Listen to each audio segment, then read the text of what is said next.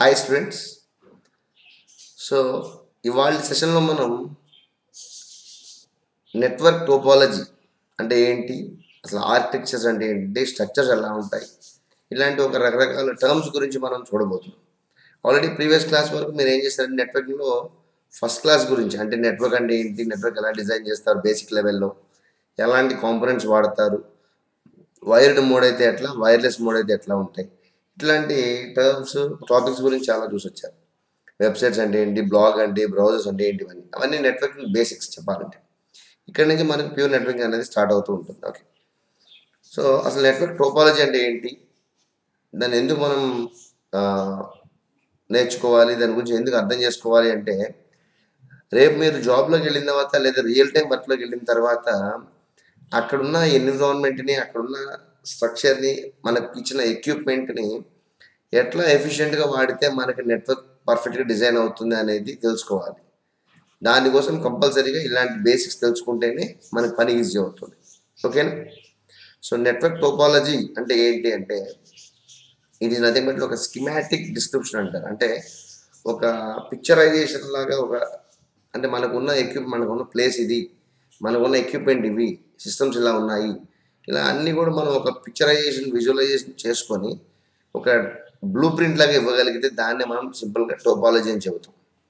So schematic description అంటే ఏంటంటే, schematic అంటే ఒక స్ట్రక్చరల్ వే, ఒక పిక్చరైజేషన్ అని చెప్పండి of the arrangement of physical and logical elements of a communication network.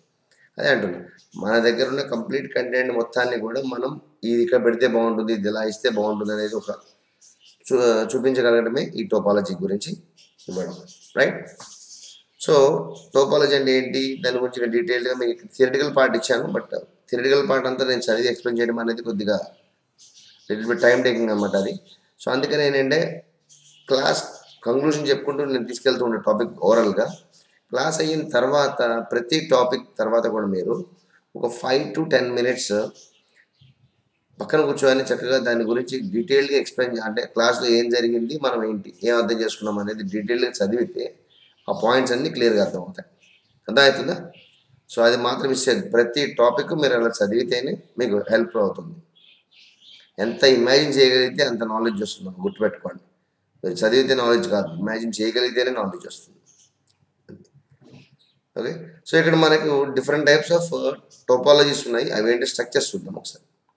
So ఇక్కడ మనం ఫస్ట్ది పాయింట్ టు పాయింట్ అని అంటున్నాం. దీన్నే మనం ఆల్టర్నేట్ వే, ఇంకొక పేరుతో పీర్ టు పీర్ అని కూడా చెప్పొచ్చు. PEER, peer to peer topology అని కూడా చెప్పొచ్చు. అంటే మీరు చూడండి, అక్కడ స్ట్రక్చర్లో రెండే సిస్టమ్స్ ఉన్నాయి, రెండింటికి డైరెక్ట్ కమ్యూనికేషన్ ఉంది. ఒక వైర్ కనెక్ట్ చేశారు, సో రెండు కూడా జాయిన్ అయినాయి. అంటే అక్కడ point to point, peer to peer, ఒక నోడ్ నుంచి ఇంకో నోడ్కి డైరెక్ట్ కమ్యూనికేషన్ అనమాట. అలా ఉన్నదాన్ని మనం పాయింట్ టు పాయింట్ అంటాం. ఇంకొద్దిగా నోడ్స్ పెరిగినాయి, సిస్టమ్స్ పెరిగినాయి, అంటే మనం నెట్వర్క్ ఎన్విరాన్మెంట్లో ఏవైతే డివైస్ కనెక్ట్ అయి ఉంటున్నాయో వాటిని నోడ్స్ అని కూడా పిలవచ్చు. అర్థమవుతుందా? సో ఇక్కడ చూడండి, సెకండ్ది బస్ టోపాలజీ అంటాం. సో బస్ టోపాలజీలో ఇక్కడ మీరు అబ్జర్వ్ చేస్తే మోర్ దెన్ 2 కంప్యూటర్స్ ఉన్నాయి అండ్ డిఫరెంట్ స్ట్రక్చర్ అనేది డిజైన్ చేయబడింది ఇక్కడ, అవునా? సో బస్ టోపాలజీలో మనకు మోర్ దెన్ 2 కంప్యూటర్స్ ఉంటున్నాయి అండ్ దట్టు ఇక్కడ చూడండి ఇలా ఉంటుంది బేసిక్ స్ట్రక్చర్ అనేది. ఇక్కడ మీరు అబ్జర్వ్ చేస్తే కొన్ని టర్మ్స్ కూడా కనబడుతున్నాయి మనకు. ఫర్ ఎగ్జాంపుల్, ఒక కమ్యూనికేషన్ మీడియం అనేది ఉంది మధ్యలో, కేబులింగ్ లాగా, పైప్ లైన్ లాగా, అండ్ అటు చివర ఇటు చివర కూడా టెర్మినేటర్స్ అని వాడారు. Terminator is nothing but and which terminates the connection, అక్కడితో ఆపేస్తుంది అనమాట. ఇంకా కనెక్షన్ అక్కడి నుంచి ఉండదు. ఇన్ ఫ్యూచర్ కావాలంటే ఏమన్నా ఎక్స్టెండ్ చేసుకోవచ్చు, కానీ అక్కడి నుంచి మాత్రం కనెక్షన్ ప్రజెంట్ ఉండకుండా ఆపేస్తుంది అనమాట. సో మధ్యలో ఏవైతే మనకి ఇట్లా జాయింట్స్లా కనబడుతున్నాయో వాటిని టీ కనెక్టర్స్ అంటారు. బేసికల్గా ఇమాజిన్ చేయండి, మనకి రియల్ టైంలో ఎలక్ట్రికల్ ఐటమ్స్ లేదా ఎలక్ట్రికల్ వర్క్ చేస్తున్నప్పుడు మనకి గోడలకి వైరింగ్ అంతా కూడా పైప్స్ ద్వారా మనం ఫిక్స్ చేస్తున్నప్పుడు ఎక్కడైనా కార్నర్ వచ్చింది అనుకోండి, అంటే గోడ ఇట్లా కార్నర్ వచ్చింది అనుకోండి, ఏం చేస్తారు, మనకు ఒక ఎల్ షేప్లో ఉన్నది కానీ అలా ఉన్నది ఒక క్లాంప్ వేసి దాని నుంచి తీసుకెస్తారు. అదే మనకి 3 వైపులో వైర్లు వెళ్ళాలనుకోండి, ఒక టీ జాయింట్ అనేది వేస్తారు. అట్లా బేస్డ్ ఆన్ ద డిజైన్ బట్టి వాళ్ళు తీసుకుంటారు ఎక్విప్మెంట్. ఇక్కడ కూడా మనకు ఈ మధ్యలో ఉన్న కామన్ కమ్యూనికేషన్ మీడియం నుంచి ఎక్కడైతే నోడ్, అంటే సిస్టమ్ కానీ ఒక డివైస్ కనెక్ట్ అవుతుంది అనుకున్నామో అక్కడ ఒక టీ కనెక్టర్ అనేది వేసుకుంటాం. అక్కడి నుంచి మనకి వెళ్ళి ఒక వైర్ ద్వారా మళ్ళీ మనం నోడ్కి కనెక్ట్ చేస్తూ ఉంటాం. అట్లా అన్నమాట. ఓకేనా. అండ్ ఇక్కడ బిఎన్సి ప్లగ్స్ అనేవి ఉంటూ ఉంటాయి. అంటే జస్ట్ మనకు ఒక ఎలా ఉంటుందంటే సిటీ కేబుల్ కనెక్షన్ ఇచ్చినప్పుడు మనకు ఒక ప్లగ్ లాంటి ఇస్తారు చూడండి, రౌండ్ పిన్ అట్లా ఉంటూ ఉంటాయి బిఎన్సి కనెక్టర్స్, అవి వాడుతూ ఉంటారు. అయితే ఇది కొద్దిగా ఓల్డ్ టెక్నాలజీ అమ్మ. దీనివల్ల కొన్ని డ్రాబ్యాక్స్ కూడా ఉన్నాయి. ఏంటంటే సో ఇప్పుడు ఫర్ ఎగ్జాంపుల్ ఇలా డిజైన్ చేసాం అనుకోండి మనం, ఎక్కడన్నా మధ్యలో కమ్యూనికేషన్ మీడియం అనేది బ్రేక్ అయితే, అంటే ఏదైనా ప్రాబ్లం వచ్చి ఏమైనా డ్యామేజ్ అయితే దాన్ని ఐడెంటిఫై చేయడం కొద్దిగా కష్టము. అండ్ ఆ డ్యామేజ్ అయిన తర్వాత ఉన్న కాంపోనెంట్స్ ఏవైతే ఉన్నాయో దాని ముందున్న కాంపోనెంట్స్ కమ్యూనికేషన్ అనేది ఉండదు. సో ఇట్లాంటి ప్రాబ్లమ్స్ మనం ఫేస్ చేయడానికి ఎక్కువ ఛాన్సెస్ ఉంటాయి. ఓకేనా. అందుకని మనం దీనికి ఎలా. And next third one is ring topology. Ring topology అనేది ఏం చేస్తుంది అంటే చూడండి, మా ప్రతి దాంట్లోనూ కూడా డ్రాబ్యాక్స్ ఉన్నాయి, అడ్వాంటేజెస్ ఉన్నాయి. సో బేస్డ్ ఆన్ దట్ మనం ఫైనలైజ్ చేసుకునే దాన్ని బట్టి ఉంటూ ఉంటుంది. ఓకే. సో రింగ్ టోపాలజీలో ఏం జరుగుతుంది అంటే ఇక్కడ మీరు అబ్జర్వ్ చేయండి, రింగ్ టోపాలజీ యొక్క స్ట్రక్చర్ రౌండ్ సర్క్యులర్ షేప్లో మనకు ఉంది. ఇక్కడ మీకు ఒక సిస్టమ్ ఇంకో సిస్టమ్తో కమ్యూనికేట్ చేయాలి అంటే టోకెన్ సిస్టమ్ అనేది ఫాలో అవుతుంది. టోకెన్ సిస్టమ్ అంటే నథింగ్ బట్ దాంట్లో ఫర్ ఎగ్జాంపుల్ ఒక ఫస్ట్ సిస్టమ్ థర్డ్ సిస్టమ్తో కమ్యూనికేట్ కావాలి. అదేం చేస్తుంది అంటే నేను ఫలానా సిస్టమ్తో కమ్యూనికేట్ చేయాలని ఒక టోకెన్ రేస్ చేస్తుంది. మనం కూడా చూడండి, ఇప్పుడు బ్యాంక్స్కి కానీ లేదా హాస్పిటల్స్కి వెళ్ళినప్పుడు వాళ్ళు ఆర్డర్లో పిలవడానికి ఒక టోకెన్ అనేది ఇస్తూ ఉంటారు, నెంబరింగ్ అనేది ఇస్తుంటారు. అట్లా అన్నమాట. సో ఇక్కడ కూడా ఏంటంటే ఒక టోకెన్ రేస్ చేస్తుంది, అంటే ఒక ప్యాకెట్ మెసేజ్ లాగా రేస్ చేస్తుంది. సో నెట్వర్క్లో ఇంకెవరన్నా మెసేజ్ చేసే వాళ్ళు ఉన్నారా లేదా తెలుసుకుంటుంది ఫస్ట్. ఎవరు లేకపోతే కనుక ఆ సిస్టమ్తో అప్పుడు కమ్యూనికేషన్ అనేది స్టార్ట్ అవుతుంది. గుర్తుపెట్టుకోండి, మనకు పాయింట్ నెట్వర్క్ ఎన్విరాన్మెంట్లో డేటా అనేది ప్యాకెట్స్ రూపంలోనే షేర్ అవుతుంది అండ్ ట్రాన్స్ఫర్ అవుతుంది ఎక్కడికైనా సరే. అది పాయింట్ గుర్తుపెట్టుకోండి మీరు. నెట్వర్క్లో డేటా అనేది ప్యాకెట్స్ రూపంలోనే వెళ్తుంది. అవి రకరకాల ప్యాకెట్స్ ఉంటాయి, అవి మనకు ఫర్దర్ సెషన్స్లో వస్తాయి, కంగారు పడుతుంది, మీకు చెప్తాను డీటెయిల్గా. ఓకే. సో ఇట్లా అంటే ఫస్ట్ సిస్టమ్ ఏదైతే ఉందో అది ఇంకో సిస్టమ్కి ఏదైతే కమ్యూనికేట్ చేయాలో ఒక ప్యాకెట్ రేజ్ చేస్తుంది. అయితే ఇది డైరెక్ట్గా ఆ సిస్టమ్కి పంపించకుండా మధ్యలో ఉన్న సిస్టమ్స్ కూడా కమ్యూనికేట్ చేస్తుంటుంది. దానివల్ల ఏమవుతుంది, ఆ మధ్యలో ఉన్న సిస్టమ్ ఇప్పుడు సెకండ్ సిస్టమ్ యాక్చువల్గా ఇది ఫస్ట్ సిస్టమ్ థర్డ్ సిస్టమ్తో కమ్యూనికేట్ అవ్వాలి. మరి మధ్యలో ఉన్న సిస్టమ్తో ఏమవుతుందంటే మెసేజ్ పంపించినప్పుడు ఈ సెకండ్ సిస్టమ్ కూడా మెసేజ్ ఇస్తుంది. సో ఈ మెసేజ్ నాకు కాదు అని ఒక రిప్లై ఇస్తుంది, అది కూడా ఒక ప్యాకెట్ జనరేట్ అవుతుంది. అలా ఎన్ని ఉంటే అన్ని సిస్టమ్స్ జనరేట్ అవుతూ ఉంటాయి. దానివల్ల ఏమైంది, నెట్వర్క్ ట్రాఫిక్ అనేది పెరిగింది మనకు. అవునా. సో ఇట్లా మనకి అన్ని నెట్వర్క్ స్లో అయిపోవడానికి కూడా కారణము ఉంటుందన్నమాట. అయితే ఇక్కడ మీకు మధ్యలో ఎక్కడ బ్రేక్ అయినా సరే రివర్స్ ఈ ప్రాసెస్లో కూడా మనకి డేటా అనేది కమ్యూనికేషన్ జరుగుతూ ఉంటుంది. కాకపోతే ఏంటంటే టైం ఎక్కువ ల్యాగ్ అవుతూ ఉంటుంది అనమాట ఈ కాన్సెప్ట్లో. ఓకేనా. సో ఇది కూడా రియల్ టైంలో ఎక్కువ మనం చూడము. And next one is star topology. This is the best topology which we are using in the real time environment. ఇప్పుడంతా కూడా అదే వాడుతున్నాము. చూడండి.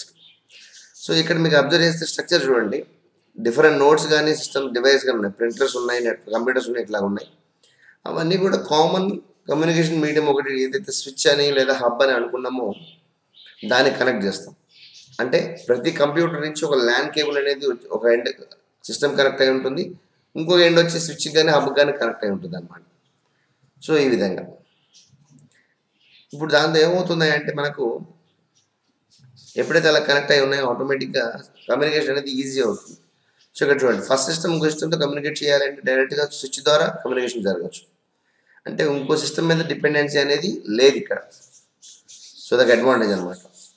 నెట్వర్క్ ట్రాఫిక్ కూడా చాలా తక్కువ ఉంటుంది, ఫాస్ట్ ఉంటుంది నెట్వర్క్ కూడా. ఓకేనా.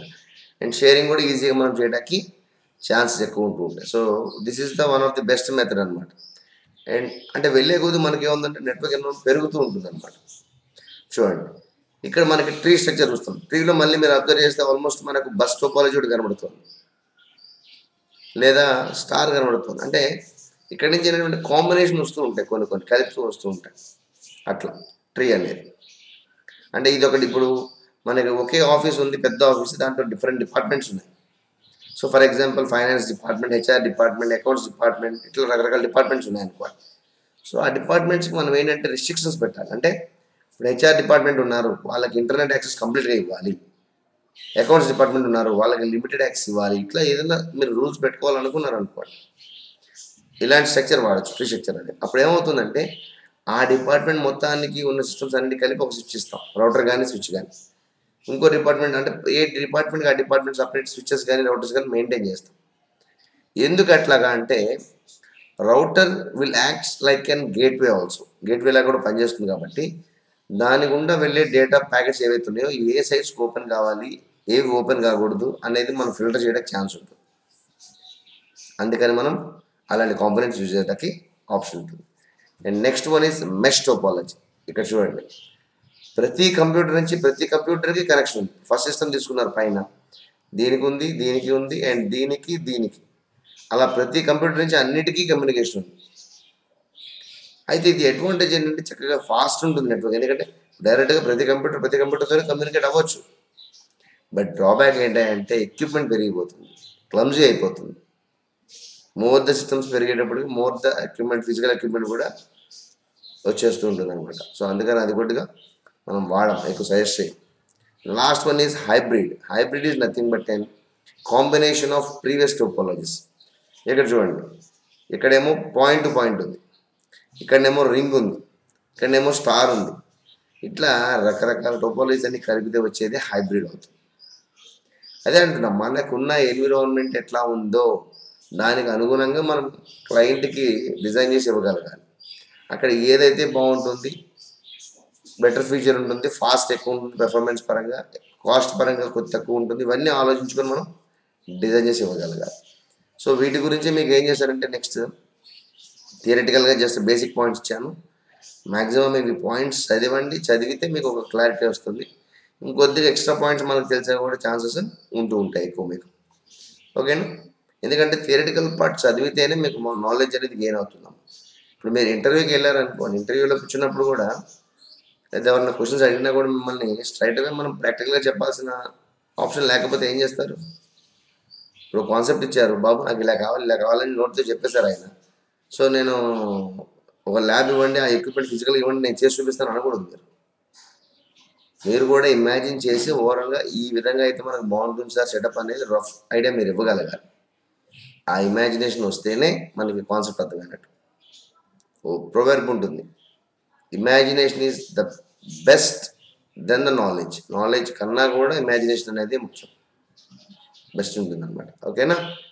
సో థియరిటికల్ నాలెడ్జ్ మీరు ఎంత గెయిన్ చేయగలిగితే అంత మంచిది. ఇవి ఇంకా మీకు తెలుసుకోవాలనుకున్నారు, నెట్లో గూగుల్ సెర్చ్ చేయండి, ఇన్ఫర్మేషన్ దొరుకుతుంది, పాయింట్స్. ఓకే, సో ఇక్కడి వరకు కంప్లీట్ చేసిన తర్వాత డౌట్స్ ఏం లేకపోతే కనుక ఫర్దర్ సెషన్స్కి మూవ్ అవ్వచ్చు మనం. Okay, thank you.